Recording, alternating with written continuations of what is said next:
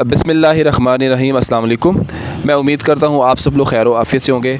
मैं आज फिर अपने प्यारे कज़न मोहतरम जो भाई हैं मेरे वकास भट्ट साहब के पास मौजूद हूँ आज, क्योंकि मुझे बड़ा अच्छा रिस्पांस मिला है। मैंने लास्ट वीडियो जो एकेडमी के हवाले से अपलोड की थी कि लोग कह रहे हैं कि जी कुछ बिज़नेस आइडियाज़ दें, और इस हवाले से आज मैं फिर वकास साहब के पास आया हूँ। तो वकास, मैंने पिछली वीडियो में भी जिक्र किया था कि वकास साहब एक यंग एंड एमर्जिंग एंटरप्रेन्योर हैं, लाहौर शहर के एक ताजर हैं बड़े मारूफ़, और अपना स्कूल माशाल्लाह पिछले कोई 10-15 साल से स्कूल तो इनका माशाल्लाह इससे भी ज़्यादा पुराना है, लेकिन वकास साहब जो हैं तकरीबन पिछले 10-12 साल से जो है इसको टेक ओवर किया हुआ है इन्होंने, और इसकी मैनेजमेंट इनके अंडर है।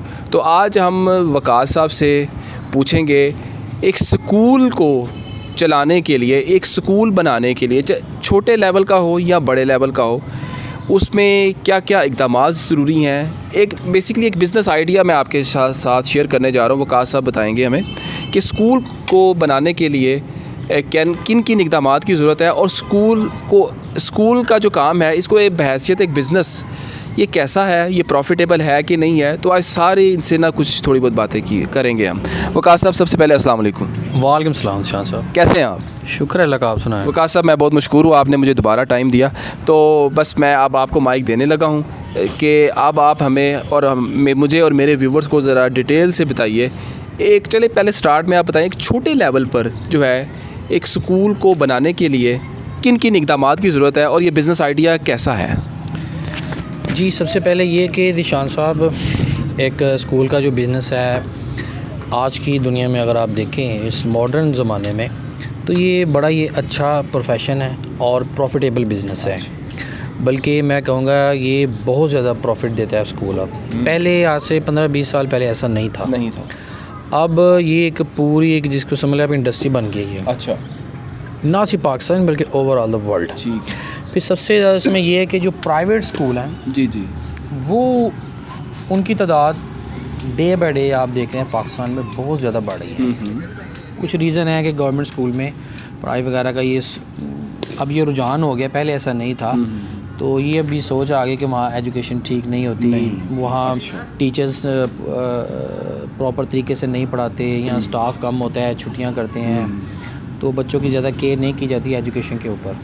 तो फिर ये प्राइवेट का जो स्कूलों का सिस्टम पे शुरू हुआ तो लोग उसमें इंटरेस्टेड हो गए, और आहिस्ता आहिस्ता फिर ये एक इंडस्ट्री की शक्ल इख्तियार कर गया जो स्कूलिंग सिस्टम है।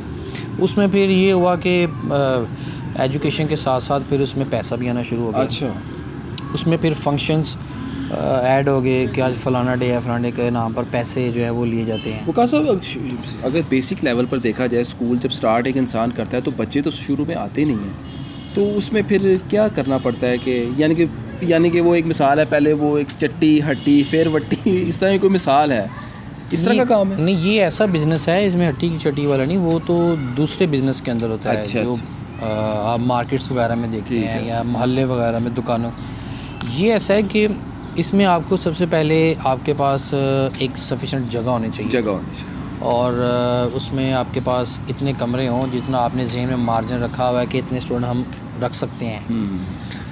तो जगह अपनी होनी चाहिए, कमरे आपके पास अच्छे खुले हवादार होने चाहिए। एक स्टूडेंट की कम से कम आप जहन में ही रखें 30 से 35 स्टूडेंट एक क्लास में बैठ सकते हैं। ठीक हो।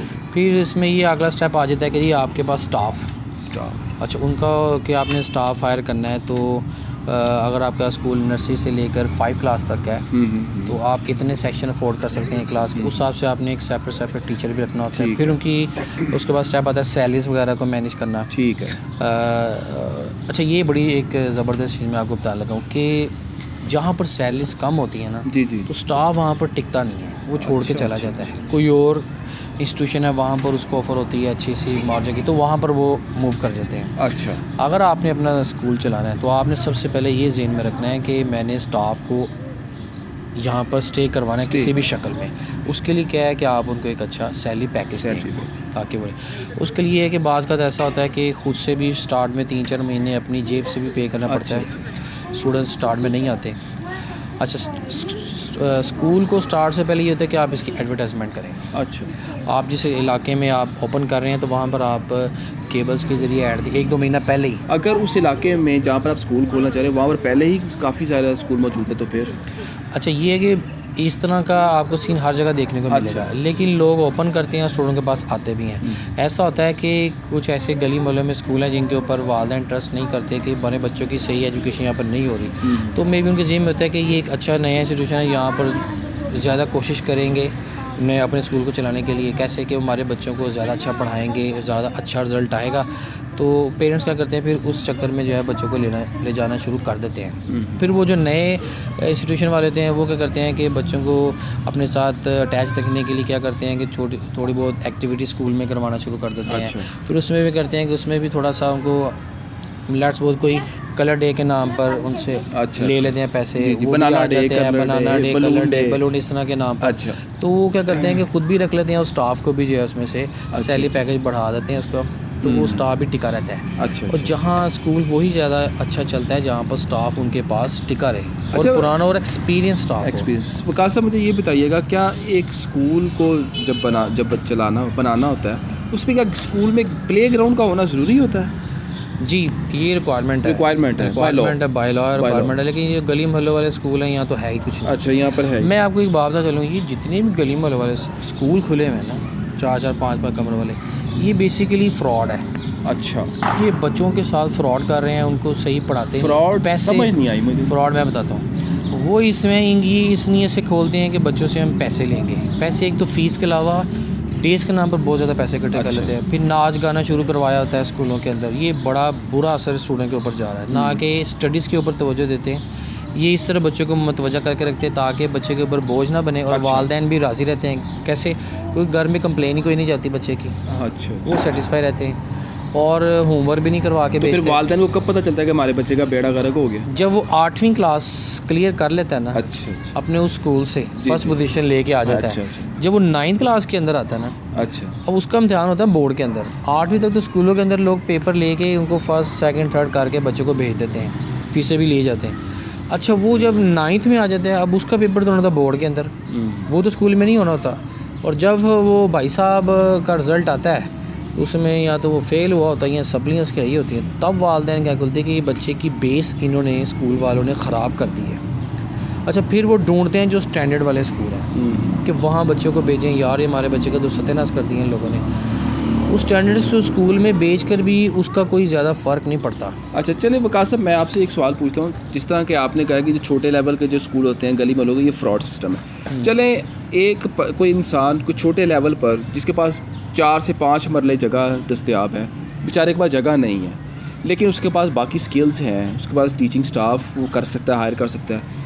तो ये 4 से 5 मरले की जगह पर अगर एक छोटे लेवल पर किसी एरिया में स्कूल बनाना हो, तो उसमें आप थोड़ा सा हमें रफली सर आइडिया दें हमारे व्यूवर्स को कि कितने का अप्रॉक्सीमेटली इन्वेस्टमेंट रिक्वायर्ड है? ये गवर्नमेंट की तरफ से है, जो इन्होंने हदायत जारी की हुई कि इंस्टीट्यूशन को ओपन करने के लिए कम से कम भी 1 कनाल जगह होनी चाहिए। अच्छा जो बाय लॉ है। अच्छा उससे नीचे नहीं। इसलिए ये गली मोहल्लों में बैठ जाते हैं क्योंकि वहाँ पर ज़्यादातर जो ऑफिशियल है गवर्नमेंट के, जब वो इंस्पेक्शन के लिए आते हैं उनको पता नहीं होता अच्छा कि फ़लाना स्कूल गली में, क्योंकि उन्होंने रजिस्टर्ड ही नहीं करवाया होता अपना स्कूल। अच्छा। जो स्टैंडर्ड के स्कूल हैं, अच्छे तलीम वाले हैं, जैसे कि अभी इस जगह हम बैठे हैं तो इस इलाके में स्कूल है अलगरमा स्कूल, उसका एक नाम है, वो फ्रंट पर है, एक ब्रांड है इस इलाके का, फ्रंट के ऊपर है और बहुत पुराना है। और कम से कम भी तमाम जो स्कूल उनका जो आप देखें कि जगह वो 1 कनाल से ऊपर है सबका। तो यानी कि इन अदर वर्ड्स आप ये कह रहे हैं कि ये छोटे लेवल, ये जो 4 मरले के 5 मरले के ये स्कूल में जो है ना नहीं खोलने चाहिए और ना ही इनमें बच्चों का एडमिशन करवाना चाहिए? मैं तो कहता हूँ उसमें नहीं करवाना चाहिए। तो यानी कि फिर बिज़नेस आइडिया फिर ये हुआ कि अगर आप कनाल की जगह आपने कही है, कम से कम 1 कनाल की जगह हो तो फिर तो उसमें देखिए ना, अब 2 3 4 5 कमरों वाला स्कूल है, उसके अंदर कहाँ वो लाइब्रेरी बनाएंगे, साइंस के लिए लेबॉर्ट्री बनाएंगे, और एक ऐसा जगह होनी चाहिए जहाँ पर बच्चों की फ़िज़िकल एक्टिविटीज़ भी होनी चाहिए। तो चलिए अगर एक बड़े लेवल पर जिसका कनाल की जगह है उसमें इनिशियली को कितनी इन्वेस्टमेंट चाहिए होगी? पहले तो हर चीज़ ठीक थी, लेकिन अब आपको पता है महंगाई कितनी है पाकिस्तान के अंदर। कम से कम भी आप 4 से 5 करोड़ रुपये जेन में रखें। 4 से 5 करोड़ जेन में रखें।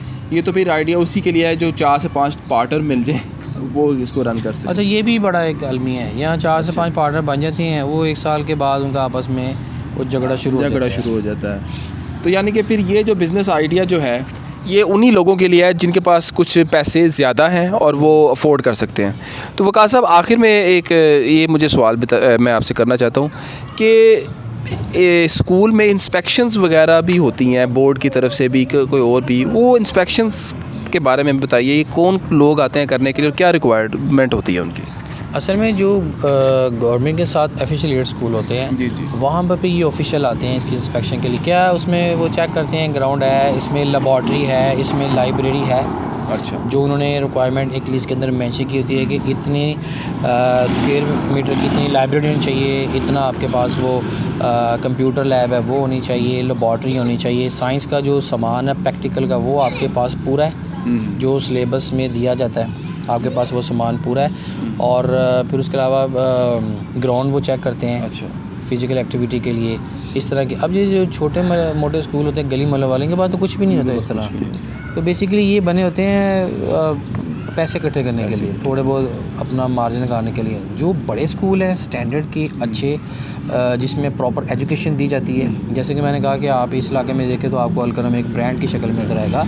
स्टाफ पूरा, क्वालिटी की एजुकेशन और प्रॉपर केयर स्टूडेंट्स की एजुकेशन के हवाले से ख़ास तौर पर प्रॉपर केयर। और एक और बड़ी यहाँ पर बड़ी प्रॉब्लम है कि ये छोटे मोटे स्कूल होते हैं, ये बच्चों को थोड़ा सा काम करवाते हैं स्कूल का और ज़्यादातर ये घर के लिए काम दे देते हैं, डायरी में मेंशन करके अकेडमी में जा करें, वो अपनी सरदर्द लेते ही नहीं है। ये बड़ा अलमिया। इस तरह के बहुत सारे स्कूल अब हो गए, बहुत कम ऐसे स्कूल हैं जो बच्चों को करवा के काम भेजते हैं। ठीक हो गया जी, बहुत शुक्रिया वक़ास साहब। वक़ास साहब से हमने स्कूल का जो बिज़नेस आइडिया है उसके हवाले से खुलकर बात की।